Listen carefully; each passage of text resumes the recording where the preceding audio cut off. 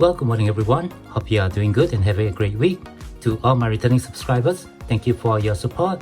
And to all our viewers and those recently subscribed, thank you and welcome to this channel.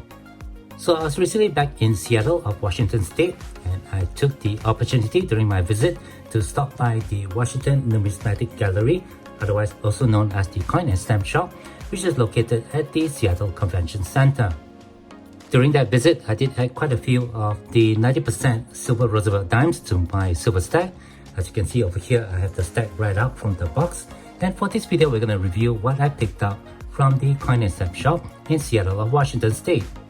But before we get to that, I'd just like to put it out there that I do have a crowdfunding page on Buy Me a Coffee, the link of which you can find in the description text of my YouTube homepage. So go ahead and click on that and have a look. And I would appreciate any support that you guys can give, as this channel here is not monetized. Okay, with that all done, let's go ahead and take a look at some 90% silver coins. Okay, so here are all the Roosevelt dimes that I picked up during my visit. We have a Dansco album here for Roosevelt dimes, a whole roll of silver dimes from 1955, some silver dimes, proof silver dimes in 2x2 cardboard flips, and a clad dime that's already been graded by NGC. Let's begin with the Dansco album. This album is for Roosevelt dimes and includes the proof-only issue. Now this is not an empty album, it's actually full of Roosevelt dimes. John at the Coin and Stamp Shop mentioned that he purchased this from a collector who had already filled up this album. And as you can see from the first page, we have coins ranging from 1946 to 1961. All these are 90% silver coins, and they include coins with all the different mint marks, coins from the Philadelphia Mint, the Denver Mint, and the San Francisco Mint. I left the price tag on the album, and as you see that it's written here, it's a complete set of Rosie dimes from 1946 to 2001, PD and S, BU and proof, and the listed price for this album is $300 US.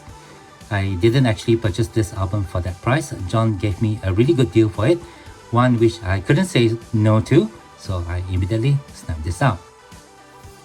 There are 4 pages in this album, and on the second page, we have coins ranging from 1962 to 1978, which includes all the proof issues. Now, coins from 1962 to 1964 are 90% silver coins, while all the other coins below here are clad coins. Do take note that for coins minted in 1965 to 1967, the US Mint actually issued sets which are known as the Special Mint sets. Those SMS sets contain coins, including the Rosie dimes, that are struck pretty close to the finish of proof coins, although not quite close to it, and the US Mint only reverted back to the proof stripe in 1968 onwards. Now, John actually gave me a really good review about the differences between BU coins and the Special Mint set coins, and I did do a quick recording of our chat while I was at the Coin and Stamp Shop. So let's go ahead now and go back to that shop and listen to what John has to say about the SMS coins from the US Mint. This is the regular one. That's the regular one. And notice that the surfaces are much shinier on this one. This is the Special Mint set. Also the color, if you stand back a little ways, you'll see that the color is slightly different, primarily because of how shiny that is. Yeah.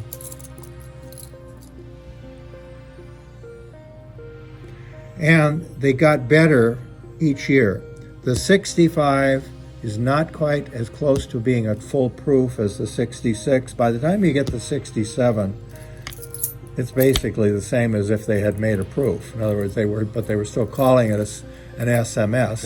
And then in 68, then they started making proof sets again. So 65 to 67 were only the years for the SMS. That's correct. So only 3 years. Yeah.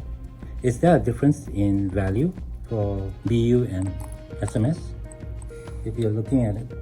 Not really. It's going to be about the same probably, but primarily because you're paying a dealer a service charge, sort of like paying Starbucks to pour coffee in your cup. So if you see a BU and an SMS, say for Rosie dimes, you'll be looking at, let's say for you, John, how much will you be asking for something like this? Probably these days, usually about $3. This has a whole price on it. Sure. We used to charge, but these days we have about a $3 minimum on anything, just because $3 is nothing these days. Okay. So both of these would be... I would charge the same price on either one of them. Oh, okay. Yeah. Wow. And on pennies, I think our minimum on pennies is like $2. Okay. And on nickels and dimes, $3. As long as silver is not an issue. Okay. Even quarters, I think I'm selling at $3 because it's a handling fee. It's not because a quarter would normally be worth more than a dime, but it's a handling fee. Right. So all this denomination will be the same for both BU and SMS. Right. Yeah, well, except the half. You'll Okay, pay for the more half. money for the half. Right. Because of And because the half is what the big demand is for, right. especially because quite a few people have the Kennedy albums, has spaces for all of that stuff. Yep. Yeah. Okay. Thank you so much, John. You're welcome. Alright, we're back. Thank you for staying on, and my thanks to John for again explaining the differences between the SMS Roosevelt dime and the BU dimes. So we're done with this second page. Let's move on to the third page. And over here we have dimes from 1979 to 1992. Again, all these coins over here are clad coins. They're all in really nice condition, and as you can see, there are coins from the Philadelphia Mint, the Denver Mint, and the San Francisco Mint, which include the proof coins. But perhaps the most interesting thing about this album, and something that caught my eye when John first pulled it out, has to do with the final page.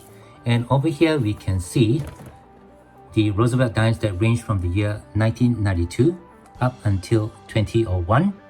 The previous owner has written in the details about the coins. It's not a full page, but on it you can see that the previous owner has included the silver-proof Roosevelt dimes for this year moving forwards. Now for those who might not know, the US Mint issued out the silver-proof Roosevelt dimes from 1992 onwards. All these are issued out in sets and not intended for circulation. So really awesome to have all these coins over here in the final page. It's going to be really fun to hunt around to fill up all these gaps over here. And at my last count, taking a look at all the silver-proof coins that are in this page, there are 6 silver-proof Roosevelt dimes in this last page over here. This is the final page, so I'm not going to be able to fill up all the other silver-proof dimes that were issued after 2001. I do have a full tube of proof silver dimes that I purchased from bullion exchanges a couple of years ago. Some of them are from years after 2001. So hopefully I can find another Dansco page to add into here, and probably I can put in some of these silver-proof dimes into that 5th page and make this a current album. In the meantime, John did have a coin that can fill up one of these gaps, and it has to do with this gap over here for the 1996 silver-proof coin. And here's the coin that I'll be using up to fill up that gap. A really lovely coin from 1996 in very nice proof condition. In addition to that coin, I did manage to get 9 other additional proof Roosevelt dimes ranging from the years 1956 to 1964. Again, all these are proof coins. So a total of $1 in face value of proof Roosevelt dimes, and for each of them I paid around $5 US.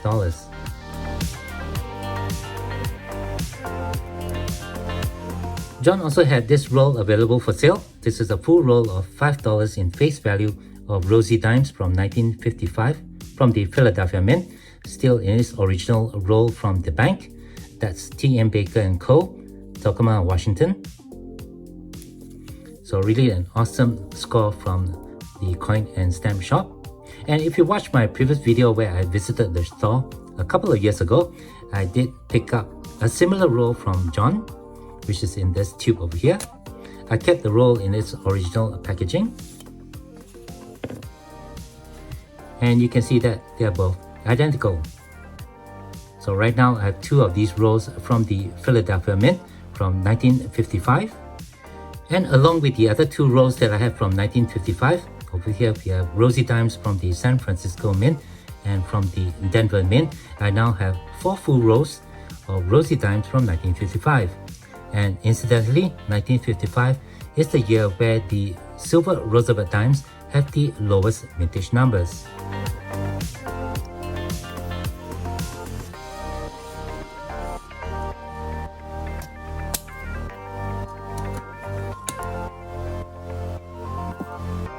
The final Roosevelt dime that I picked up from John is this one from 2011.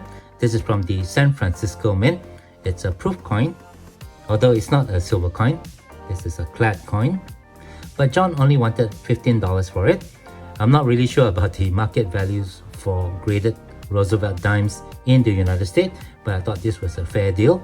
And this coin graded Proof 70 Ultra Cameo, so a perfectly graded coin in really nice condition.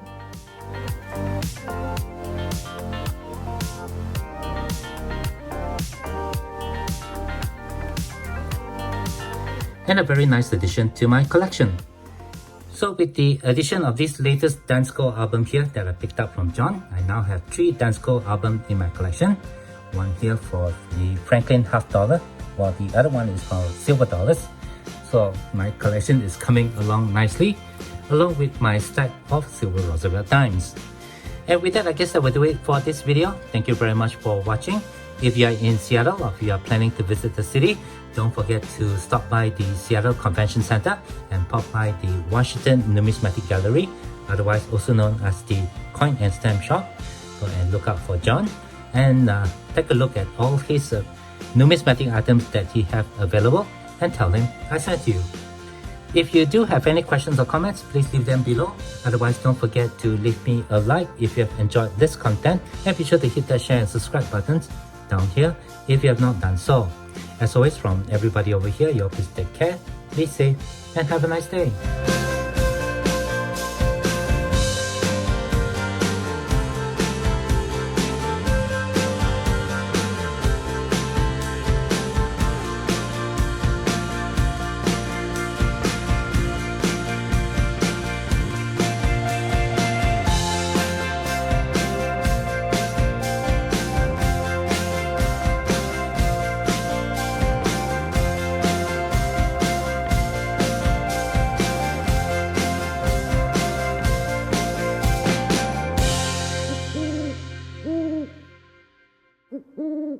Mm-hmm.